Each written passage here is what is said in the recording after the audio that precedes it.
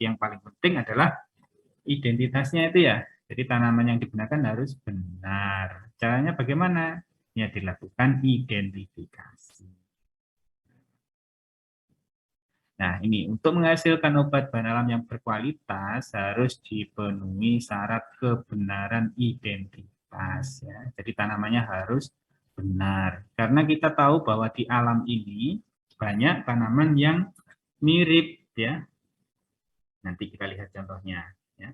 Bila tanamannya salah, ya itu tadi mungkin tidak memiliki aktivitas atau punya aktivitas tapi berbeda dari yang kita inginkan, atau justru bersifat toksik ya.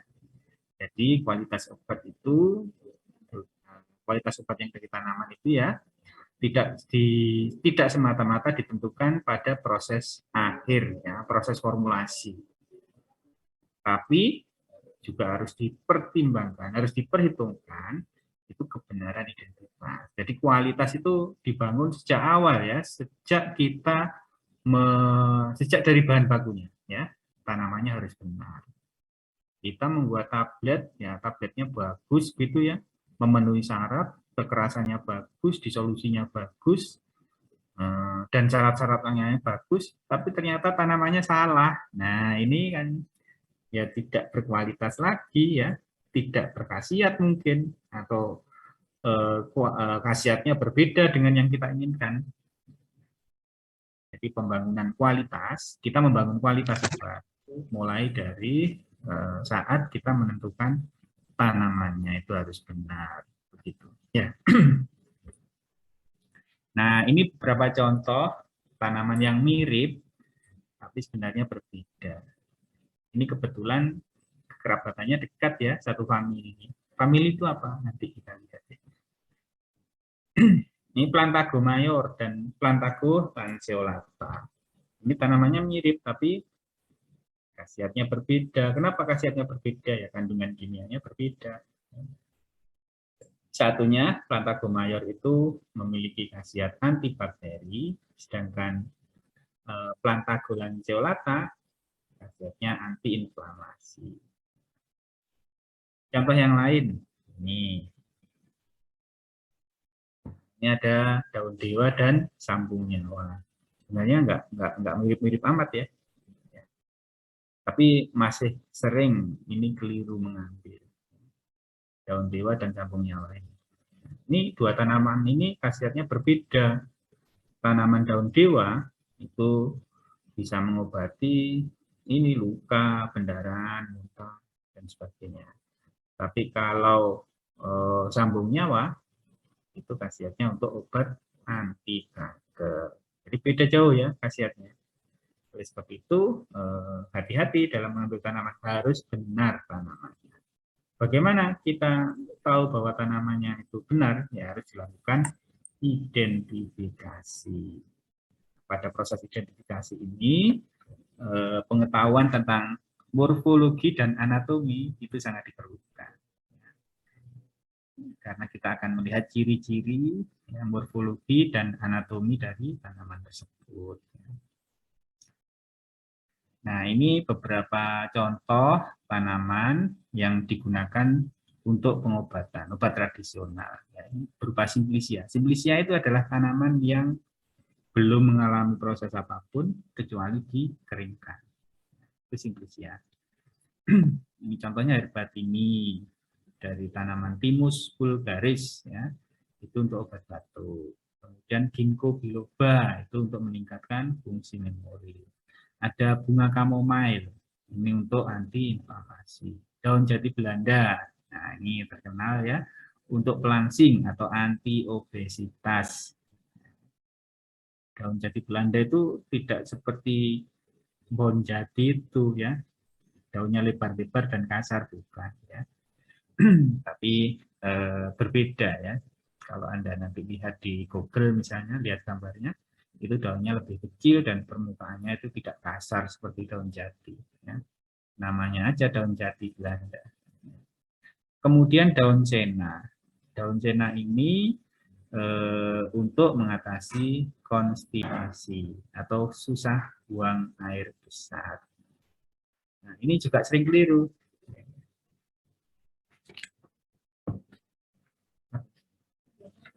Enggak. Apa?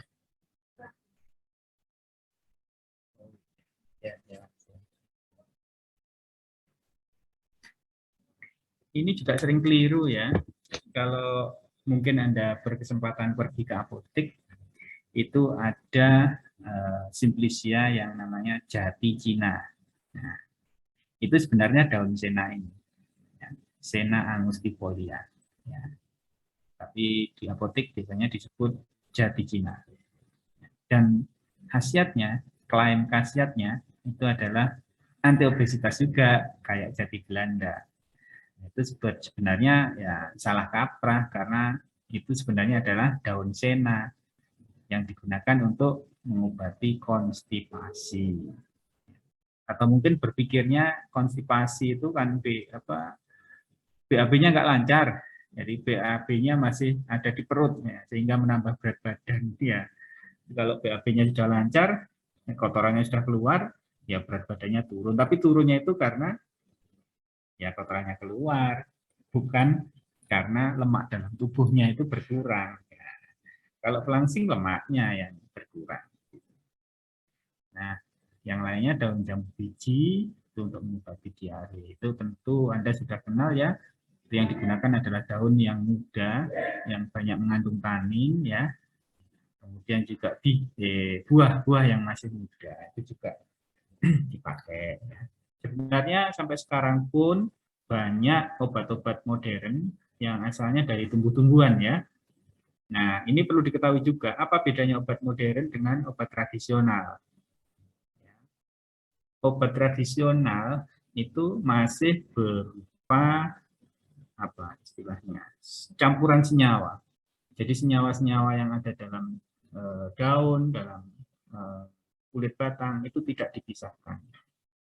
Jadi hanya mengalami proses ekstraksi saja, diekstraksi ya, atau paling jauh ya divaksinasi. Tidak dilakukan isolasi.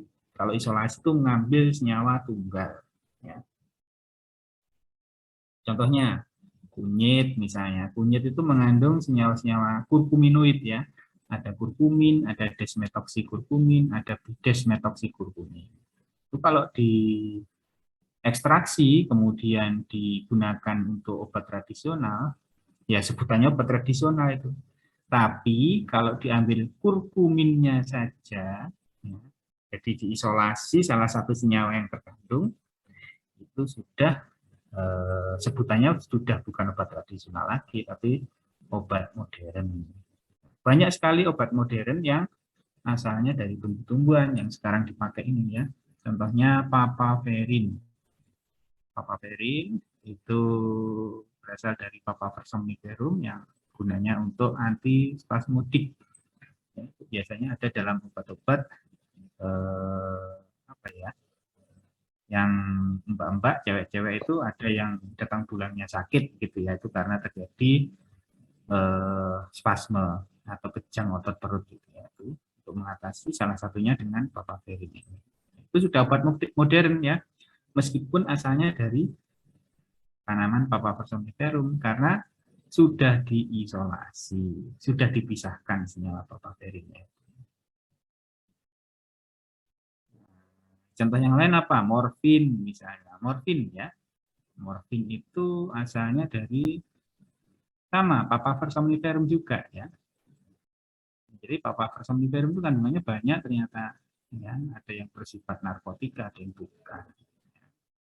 Morfin ini kalau masih dalam Papaver somniferum itu bukan obat modern, obat tradisional. Tapi kalau sudah diisolasi, ya morfinnya itu obat modern. Ya, apalagi contohnya kinin, ya quinin ya, kininnya obat apa? Malaria ya, obat malaria. Itu asalnya dari kulit batang Cinchona sucirubra. Nah, itu kalau Cinchona itu diekstraksi, ekstraknya dipakai untuk obat, itu masih obat tradisional. Tapi kalau sudah diambil kininnya, ya, itu sudah obat modern. Pilkina itu obat modern ya, isinya kinin. Ya. Ada lagi kandungannya quinidin. Ya. Selain kinin ada quinidin di dalam kulit batang kina. Ya. Quinidin ini bukan sebagai anti malaria, tapi untuk obat jantung. Banyak contoh-contohnya. Contohnya lagi digoxin, itu juga obat jantung, asalnya dari Digitalis lanata, Digitalis purpurea. Nah, kalau sudah diambil digitoxinnya, jadi obat modern. Jadi itu sekilas tentang perbedaan obat tradisional dan obat modern. Nah, Anda kemarin sudah belajar anatomi dan morfologi tumbuhan. Nah, ini gunanya untuk apa sih kita belajar itu? Ya, seperti tadi saya sebutkan, itu adalah untuk mengidentifikasi, ya, morfologi dan anatomi itu untuk mengidentifikasi. Supaya apa? Kok diidentifikasi ya? Supaya kita benar dalam mengambil bahan baku obat tradisional. Selain untuk mengidentifikasi, juga untuk mendeteksi adanya campuran. Ya. Ada simplisia itu yang mungkin susah dicari, mungkin harganya mahal. Itu supaya apa? Untungnya banyak dicampur dengan simplisia lain. Nah, itu akan kelihatan. Nah, kalau simplisianya masih dalam bentuk daun, itu kita menggunakan morfologinya. Tapi kalau sudah dikeringkan dan diserbuk, kan sudah nggak kelihatan bentuk morfologinya. Maka kita pakai anatomi ini, ya. Dilihat fragmen-fragmennya, sel-selnya, jaringannya begitu, ya. Nah, kalau dia mengandung sel-sel jaringan yang tidak sesuai, maka kita curiga bahwa itu sudah dicampur dengan simplisia lain. Ya, karena tidak kelihatan kalau dengan mata kita, ya. Kalau sudah diserbuk, misalnya daun, ya, dicampur, ya, warnanya hijau semua, ya, serbuk daun itu, ya. Nah, itu harus dilihat lewat mikroskop, dilihat fragmen-fragmennya, gitu. Ya. Kemudian yang ketiga, memberikan karakteristik. Ciri-cirinya, ciri-ciri dari simplisia tertentu itu apa saja. Baik, selanjutnya, nah selain anatomi, morfologi, ya, kita juga belajar taksonomi, tapi ya, terbatas ya pelajaran taksonominya. Ya. Taksonomi itu apa? Merupakan aturan yang digunakan untuk menempatkan suatu makhluk hidup. Ya, kalau tanaman ya berarti taksonomi tumbuhan, gitu ya, pada kelompok tertentu. Nah, kegiatan dalam taksonomi itu ada 3 macam. Yang pertama adalah mengidentifikasi atau mendeterminasi. Identifikasi itu kan asalnya dari kata identik, ya. Identik itu sama. Jadi artinya mengidentifikasi itu kita menyamakan begitu, ya. Menyamakan ciri-ciri tanaman yang kita peroleh dengan tanaman koleksi. Biasanya disebut herbarium, ya. Herbarium ini adalah tanaman yang dikeringkan, disimpan. Nah, ini gunanya untuk mengidentifikasi tadi. Jadi kalau kita memperoleh tanaman baru, misalnya herbarium kita adalah jati Belanda, misalnya gitu, ya. Kemudian kita mendapatkan bahan baku jati Belanda yang belum diapa-apakan, ya, belum diserbuk. Maka untuk mengidentifikasinya, kita membandingkan dengan yang ada di herbarium ini, ya. Jadi itu mengidentifikasi, menyamakan. Kemudian yang kedua kegiatannya adalah mengelompokkan. Nah, pengelompokan ini berdasarkan ciri-ciri morfologi. Ciri-ciri bentuk luarnya. Kalau daun, daunnya halus atau kasar. Kemudian tepinya bergigi, bergerigi atau rata. Begitu. Tulang daunnya menyirip atau menjari. Daunnya itu daun tunggal atau daun majemuk. Nah, berdasarkan ciri-ciri itu, maka tanaman dikelompokkan dalam kelompok-kelompok tertentu atau takson-takson tertentu. Ya. Kemudian yang ketiga adalah mendeskripsikan, menguraikan, ya, menguraikan ciri-ciri tanaman tertentu. Biasanya deskripsi ini ada di dalam buku yang diberi nama monografi. Ya.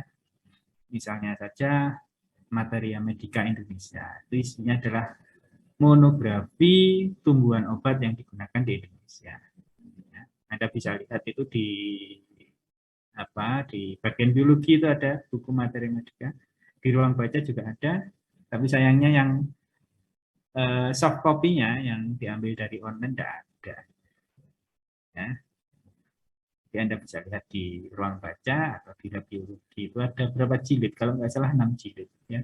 Materia medika, itu materia itu kan bahan, medika obat. Ya. Jadi bahan-bahan tanaman yang digunakan sebagai obat. Di situ ada uraian atau deskripsi ya tentang ciri-ciri tanaman tertentu. Ya. Nah, selanjutnya ini adalah perkembangan taksonomi. Ini taksonomi ini sebenarnya sudah berkembang pada saat sebelum Masehi ya. Ini dimulai dari Theophrastus. Theophrastus ini mendeskripsikan 500 tanaman ya dalam bukunya Historia Plantarum. Jadi menguraikan ciri-ciri tanaman ya. Oleh karena itu Theophrastus ini oleh Linnaeus dijuluki ya Bapak Botani karena dia yang pertama kali membuat buku yang berisi deskripsi, berisi uraian ciri-ciri dari 500 tanaman tadi. Ya. Kemudian yang kedua Dioscorides. Dioscorides ini adalah seorang dokter, tapi juga seorang botanis, ya, ahli tumbuh-tumbuhan dari Yunani. Ini membuat buku De Materia Medica. Tadi saya sebutkan materia itu bahan ya, medika itu obat-obatan. Jadi bahan yang digunakan untuk obat-obatan yang berasal dari tanaman. Buku De Materia Medica ini sudah ditulis juga dalam bahasa Arab ya oleh ini Muhammad Al-Nasawi dari Baghdad. Baghdad mana? Iran barangkali kalau nggak Irak ya. Ya, daerah situlah ya. Ya. Nah, sebagai penghargaan pada Pedanius Dioscorides ini, maka namanya digunakan untuk takson tertentu, yaitu takson genus Dioscorea. Ini golongannya gadung-gadungan. Ya, untuk menghargai atau menghormati Pedanius Dioscorides.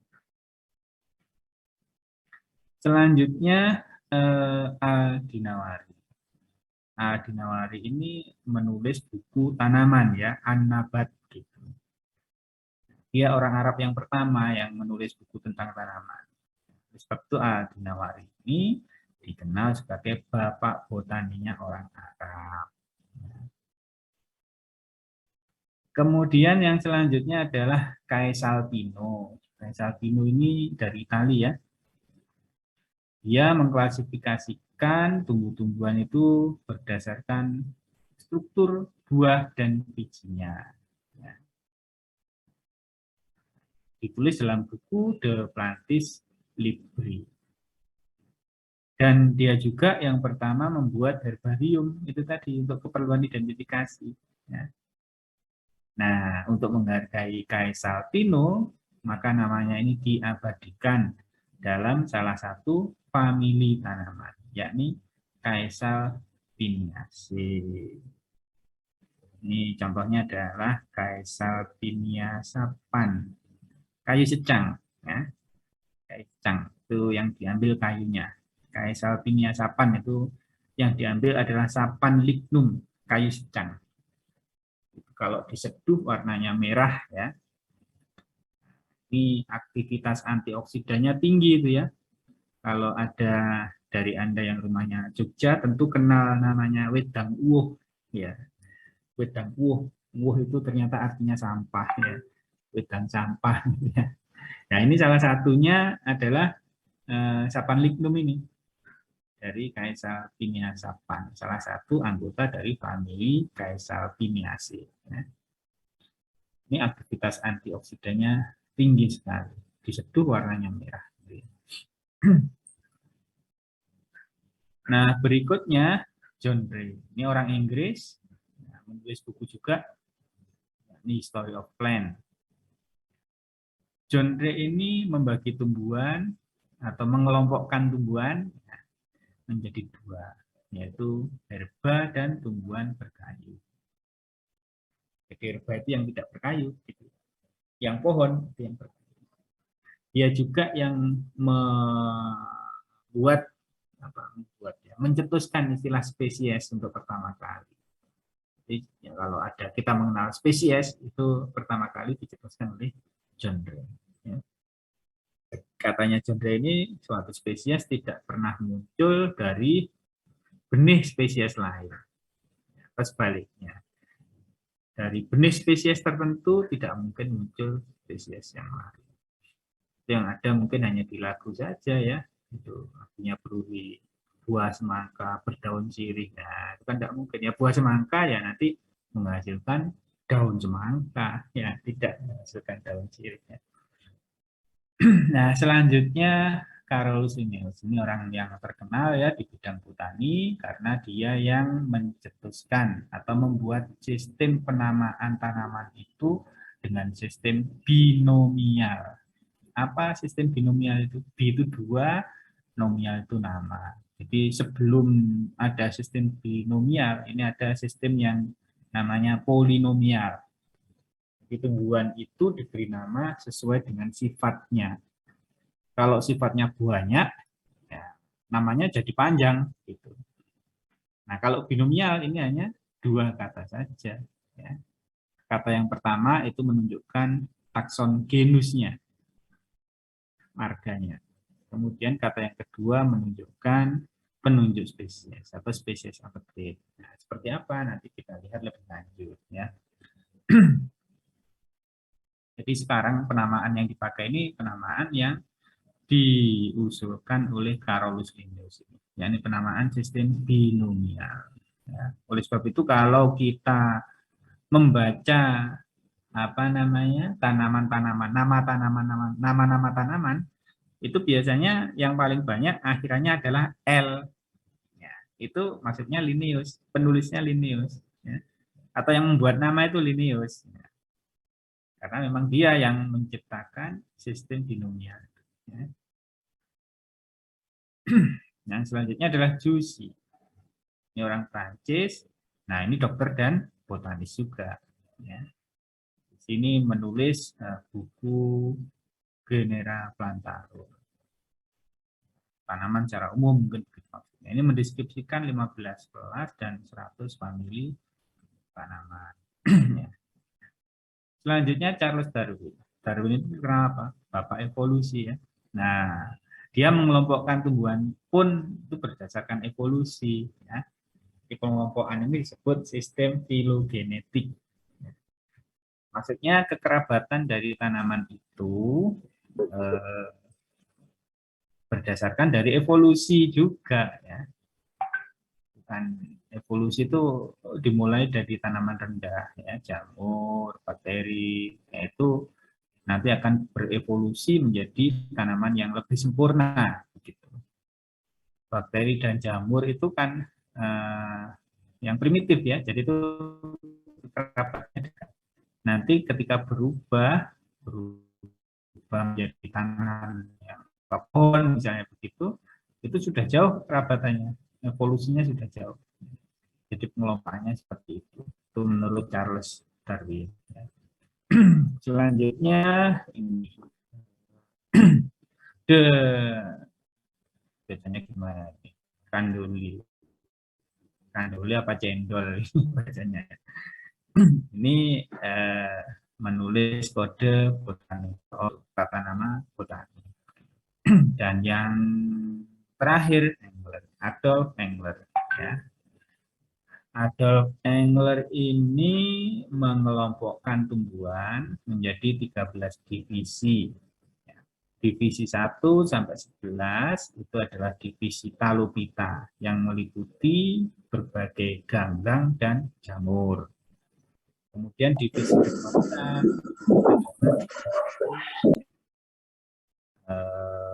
Embryophyta acipmonogame, terdiri dari lumut dan paku-pakuan.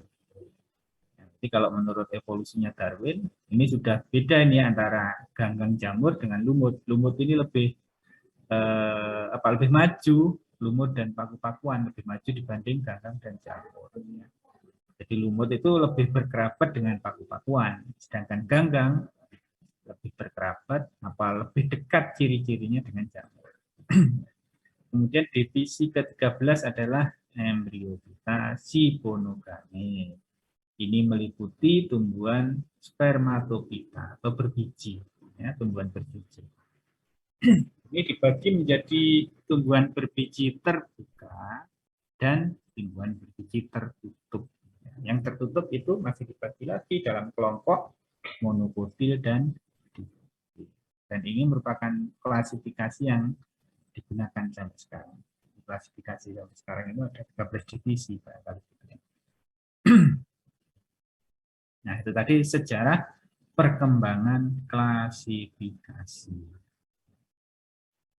Nah, sekarang sejarah tata nama. Tadi saya sebutkan bahwa nama tumbuh-tumbuhan itu dulunya polinomial ya. Banyak kata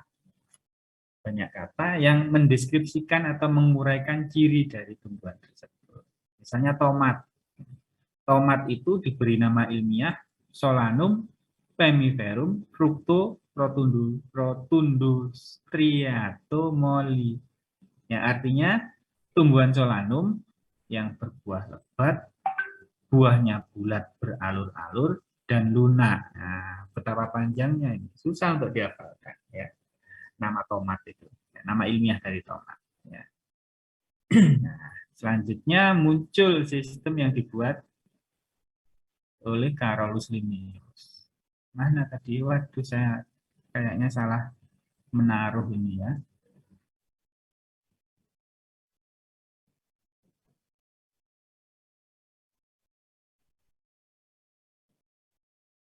Ya, kita kembali lagi aja. Ya, tata nama ya. Jadi sekarang ini yang digunakan adalah tata nama yang diusulkan oleh Carolus Linnaeus, binomial. Sebentar, Pak, dari binomialnya.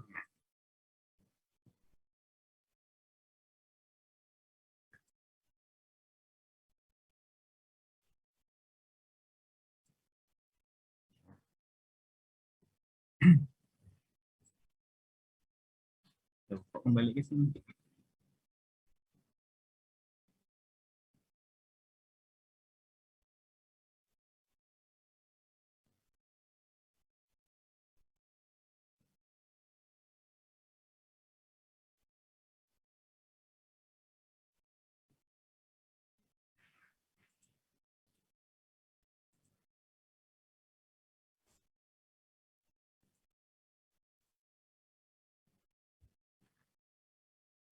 Ya, ini tata nama awalnya polinomial berubah menjadi binomial. Tapi sebelum itu, nama itu sebenarnya tidak hanya nama ilmiah ya, ada nama lokal, ya, nama umum. Jadi kalau Anda baca materi medika itu ada nama lokal dan ada nama ilmiah. Nama lokal ini macam-macam ya. Satu daerah gitu aja, misalnya Jawa, Jawa Timur dengan Jawa Tengah itu mungkin beda penyebutan nama suatu tanaman ya. Apalagi lain pulau itu beda. Apalagi saat dunia ya pasti beda. Betapa susahnya kalau kita mencari tanaman menggunakan nama lokal atau nama umum. Misalnya kita mencari daun sendok itu ya, dicari di Kalimantan nggak nemu karena di sana namanya bukan daun sendok. Nah, itu kan menyusahkan sehingga akhirnya yang digunakan adalah nama ilmiah. Nama ilmiah pun itu awalnya menggunakan tadi polinomial. Ya. Nah, dan nama ilmiah ini digunakan bahasa Latin. Kenapa bahasa Latin? Nah, barangkali di SMA dulu sudah dijelaskan ya kenapa nama-nama ilmiah, ya, baik itu tanaman maupun hewan itu kok menggunakan bahasa Latin. Kenapa? Ada yang tahu kira-kira?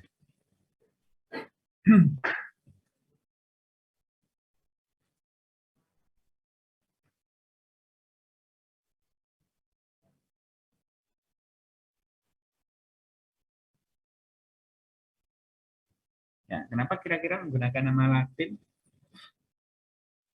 Masa nggak ada yang tahu? Kenapa bahasanya yang digunakan bahasa Latin? Kok tidak bahasa Inggris, bahasa internasional kan itu ya? Ya, coba nanti Anda cari ya alasannya. Kenapa yang digunakan nama ilmiah itu nama Latin atau bahasa Latin, bukan bahasa Inggris, apalagi bahasa Indonesia. Gitu. Nah, penamaan ini berdasarkan International Code of Botanical Nomenclature. Nah, ini yang menjadi catatan ya, seorang farmasis itu tidak dituntut menguasai taksonomi secara mendetil seperti halnya seorang botanis ya. Tapi perlu memahami ya bagaimana tata nama itu supaya kita tidak salah dalam mengambil tanaman untuk tujuan pengobatan. Nah, ini tata nama tumbuhan itu tadi ditentukan oleh International Code of Botanical Nomenclature. Dulunya menggunakan sistem polinomial. Ini tadi contohnya Sambucus misalnya, Sambucus kaule arboreo ramoso. Menyebutnya aja susah ya. Ini nama tumbuhan berdasarkan ciri-cirinya. Jadi ciri-cirinya disebutkan semua. Batang berkayu dan bercabang-cabang serta bunga bentuk payu. Ini diubah menjadi binomial tadi. Ya. Dalam binomial itu saya sebutkan bahwa kata pertama itu menunjukkan nama marga atau genus. Kemudian kata yang kedua menunjukkan penunjuk jenis atau spesies update. Jadi kalau ada nama Hibiscus pileaceus, Hibiscus ini menunjukkan marga atau genus, sedangkan pileaceus ini menunjukkan penunjuk spesies. Nah, nama spesiesnya apa? Nama spesiesnya ya Hibiscus pileaceus. Ini untuk menyebut tomat tadi ya, panjang sekali, diubah menjadi Solanum lycopersicum. Nah, biasanya kata kedua tadi apetit spesies itu mewakili sifat juga ya, mewakili sifat dari tumbuhan.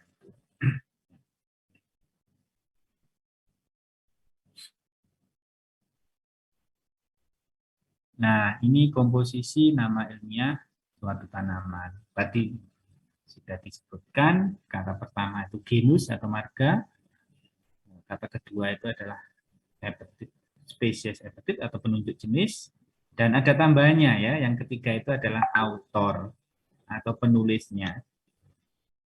Misalnya di sini Daucus carota L. Daucus carota itu apa? Wortel ya. Wortel Daucus carota. Daucus ini menunjukkan nama genus, carota spesies, L itu adalah autornya, penulisnya atau pemberi nama yang pertama. L itu adalah kepanjangan dari Linnaeus. Ya. Karena orang yang membuat sistem binomial Linnaeus, jadi banyak sekali tanaman yang pemberi namanya adalah Linnaeus. Ya.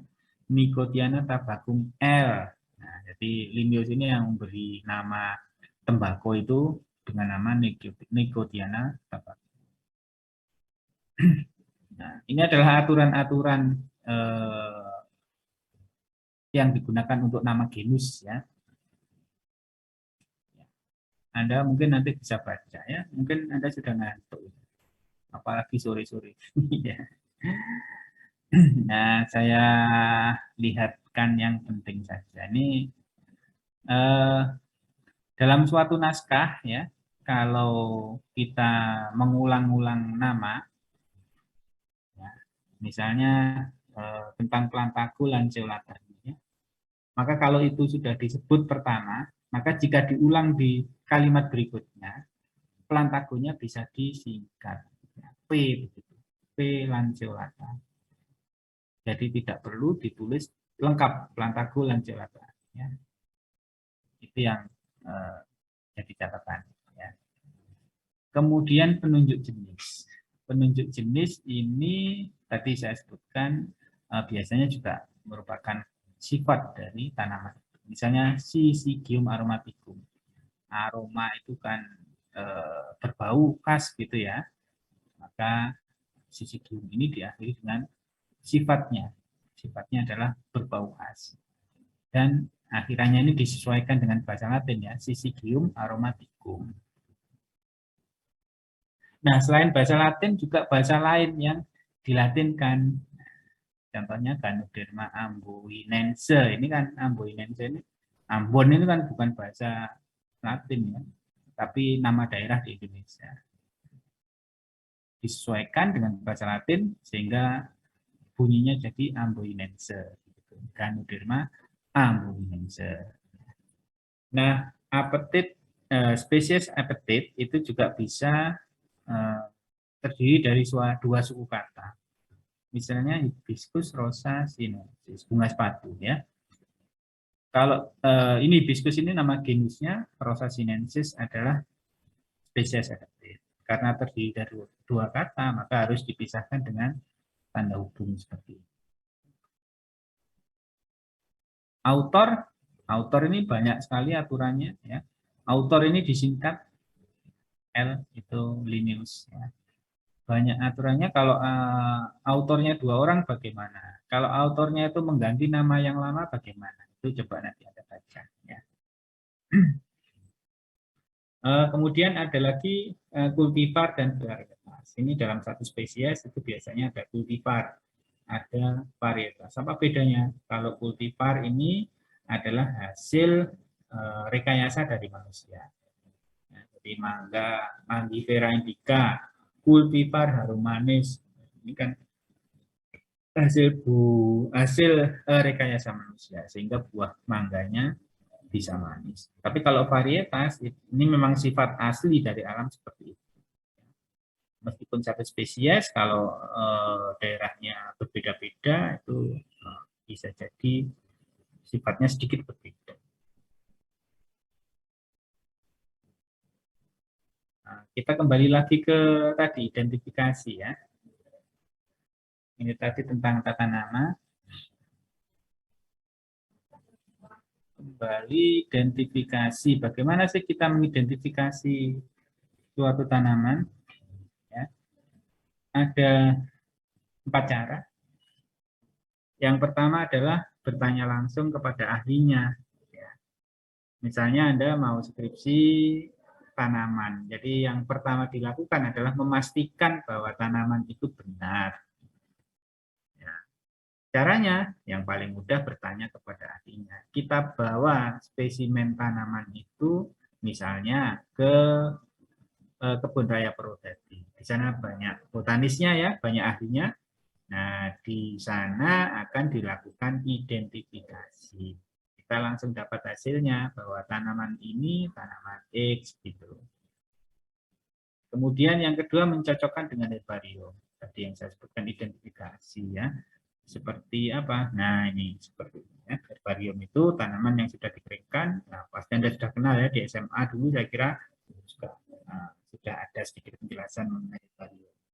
Salah satu herbarium yang menyimpan banyak ini ya adalah herbarium Bogoriense, ada di Cibinong. Nah, kemudian cara lain adalah menggunakan kunci identifikasi. Kunci identifikasi itu tidak berupa kunci begitu, tapi berupa buku ya, buku yang namanya buku kunci identifikasi. Seperti apa isinya buku kunci identifikasi? Nah, seperti ini ya. Anda melihat tanamannya, kemudian Anda lihat ciri-cirinya, dicocokkan dengan tulisan-tulisan yang ada di kunci identifikasi. Ini kalau dilihat dari bentuknya, ada yang bentuknya sejajar, kayak gini ini sejajar ya. Ada yang bentuknya bertakik. Seperti apa yang bertakik itu?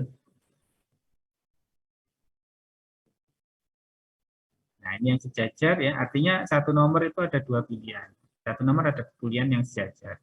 Kalau yang bertakik, iya seperti ini. Ini satu nomor, ini ada satu, kemudian dilanjutkan ke nomor berikutnya begitu. Nah, seperti ini. Nah, bagaimana sih kita mengidentifikasi tanaman berdasarkan kunci identifikasi? Ini contoh saja, ini adalah belimbing manis, Afaroa carambola, itu kalau dilihat dari buku kunci identifikasi atau kunci determinasi, kita lihat ciri-cirinya, ya. Itu yang pertama yang cocok adalah ciri-ciri yang ditulis di nomor 1B. Kemudian kalau ciri-cirinya cocok dengan 1B, itu nanti dilanjutkan ke 2B. Kalau ciri-cirinya cocok dengan 2B, dilanjutkan ke 3B. Sehingga terakhir kita akan menemukan bahwa tanaman yang kita bawa itu adalah belimbing manis atau Afaroa carambola. Ini 1B tadi apa? Nah, kita lihat nih spesimennya. Ya. Ini yang pertama disebutkan adalah bunganya. Ya. Kita lihat bunganya, itu bunga jati. Sedikit-dikitnya ada benang sari dan putih. Maka masuklah spesimen yang kita bawa itu dalam kelompok tumbuh-tumbuhan berbunga. Karena ada bunganya memang. Ya. Nah, kalau yang kita bawa itu tumbuhan berbunga, maka dilanjutkan yang nomor 2. Nomor 2 itu apa? Nomor 2 itu ya ada 2 pilihan juga, 2A dan 2B. Ya, ternyata yang cocok di nomor 2 itu adalah, yang cocok dengan ciri-ciri spesimen kita adalah 2B. Ya. 2B itu apa? Tidak ada pembeli. Jadi tumbuh-tumbuhannya tidak membeli. Ya. Kemudian 2B ini akan dilanjut ke nomor 3. Mungkin yang 2A itu lanjutannya ke nomor yang lain, bukan 3. Nah, sekarang spesimen yang kita bawa ini daunnya tidak berbentuk jarum, ya belimbing kan daunnya begitu ya, tidak berbentuk jarum. Ya. Maka dilanjutkan ke nomor 4. 4 ini ada 4A dan ada 4B. Ternyata kalau kita lihat ciri-ciri tumbuhannya, itu yang cocok 4B. Ya, ini tumbuh-tumbuhan tidak menyerupai rumput. Ya, belimbing pasti tidak menyerupai rumput. Ya. Kalau yang 4A mungkin pilihannya apa, isinya itu tumbuh-tumbuhan yang menyerupai rumput. Kalau menyerupai rumput, lanjutannya bukan 6. Tapi kalau tidak menyerupai rumput, dilanjutkan ke nomor 6. Nomor 6 itu apa? Nomor 6 itu daunnya tidak jelas dan daunnya jelas. Pasti kita memilih yang daunnya jelas. Gitu. Daunnya jelas, kita lanjutkan ke nomor 7. Nomor 7 yang cocok dengan tumbuhan atau spesimen yang kita bawa, bukan bangsa palem. Anda tahu kan bangsa palem itu ya seperti kelapa gitu kan. Belimbing nggak seperti itu. Maka kita pilih yang 7B. Mungkin yang 7A ini adalah bangsa palem. Begitu seterusnya sampai nomor berapa ini? 201. Wah, panjang juga ya.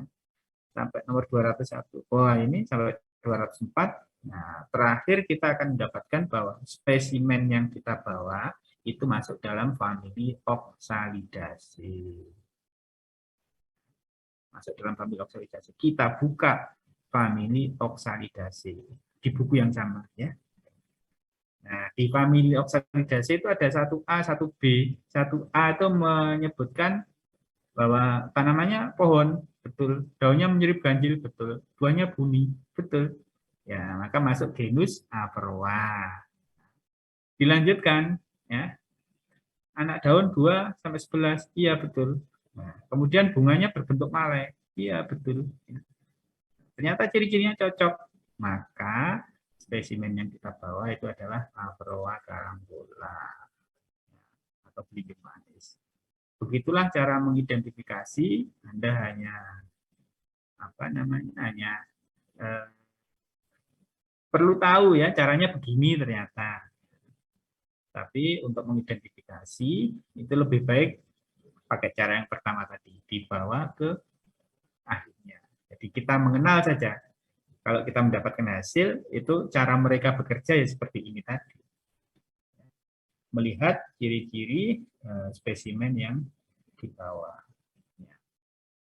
Oke, begitu cara mengidentifikasi. Selanjutnya kita lihat yang ketiga adalah kemotaksonomi. Kemotaksonomi itu apa? Kemotaksonomi itu adalah usaha untuk mengklasifikasikan tanaman berdasarkan kandungan kimianya. Ya, kalau tadi taksonomi itu berdasarkan ciri-ciri morfologi, maka kemotaksonomi itu berdasarkan kandungan kimia. Dan biasanya ini apa namanya? relevan gitu ya. Biasanya tanaman-tanaman yang berada dalam satu takson, dalam satu kelompok, itu kandungan kimianya mirip. Oleh karenanya itu ya, tanaman yang satu keluarga itu bisa dijadikan dasar dalam kita mencari obat tradisional yang baru. Nah, ini adalah contoh-contoh saja tanaman-tanaman yang satu keluarga yang kandungannya itu mirip ya. Secara kimia itu kandungannya mirip. Ini satu genus misalnya Digitalis purpurea dan Digitalis lanata. Ini sama-sama genus Digitalis ya. Ini ternyata kandungannya juga ada yang sama, yakni dua-duanya mengandung senyawa digoksin dan digitoksin. Contoh yang lain, Taxus bacala dan Taxus juninensis. Ini dua-duanya memiliki senyawa yang sama, ya, paclitaxel. Tapi yang sama hanya ini aja ya, yang lain bisa jadi berbeda. Contohnya ini, Curcuma santorisa dan Curcuma domestica, temulawak dan kunyit. Atau kalau kita lihat kandungannya, itu dua-duanya sama-sama mengandung kurkumin, tapi kandungan yang lain ya beda. Curcuma santorisa itu misalnya mengandung minyak siri santorisol, tapi itu nggak ada di Curcuma domestica. Tapi ada satu yang sama itu apa? Kurkumin ini. Selanjutnya dalam satu famili, misalnya famili Solanaceae. Ini yang daunnya seperti kupu-kupu itu ya, Solanaceae. Ya betul ya. Ya. Itu ada beberapa tanaman yang kandungannya adalah alkaloid atropin. Misalnya Datura stramonium kejubung ya, Atropa belladonna, kemudian Diaceamus niger. Ini ketiga-tiganya tanaman satu famili ya, dan ketiga-tiganya mengandung alkaloid atropin. Di tanaman yang berkerabat itu kemungkinan memiliki kandungan yang sama. Contoh yang lain yang ada di famili Moraceae. Ini golongan nangka-nangkaan ya, seperti nangka, cempedak, apalagi kluwe, terus apa mana? Sukun ya. Itu memiliki senyawa yang mirip ya, yang menjadi ciri dari famili Moraceae, yakni senyawa flavonoid yang terisoprenilasi. Apa ini? Ya, nanti kita pelajari lebih lanjut di kuliah fitokimia. Selanjutnya famili Compositae, ini mengandung senyawa yang sama, yakni golongannya sesquiterpen lactone. Selanjutnya famili yang mengandung minyak siri, ini Myrtaceae misalnya, ini beberapa tanaman memiliki kandungan minyak atsiri ya. Plamiaceae ini memiliki kandungan minyak atsiri juga ya. Plamiaceae, Myrtaceae juga, ini Myristicaceae, yang bawah ini Myrtaceae ya. Mengandung senyawa minyak atsiri. Kemudian famili yang mengandung glikosida. Ini tadi golongan gadung-gadungan ya. Golongan Dioscoreaceae. Ada Dioscorea esculata, gembili, Dioscorea hispida, gadung, dan masih banyak gembili, gembulu, gadung, katak, dan sebagainya ya.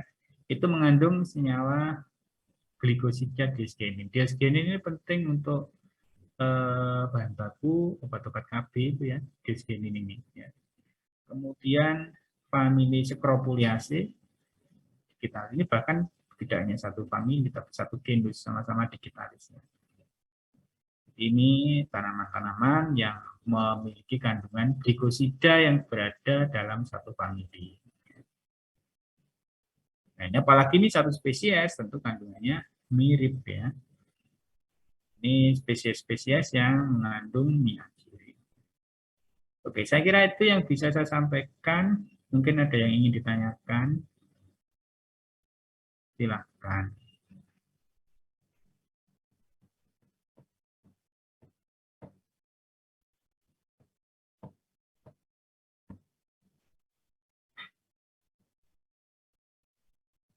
Ya, silakan yang ingin bertanya. Atau kalau belum ada, seandainya nanti ada pertanyaan bisa disimpan untuk ditanyakan pada pertemuan berikutnya ya. Pertemuan berikutnya Bu Dewi ya, setelah Bu Dewi saya lagi ya. Oke, begitu. Ada yang mau tanya?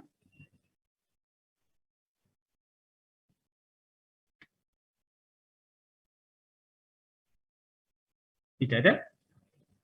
Baik, kalau tidak ada, saya akhiri ya.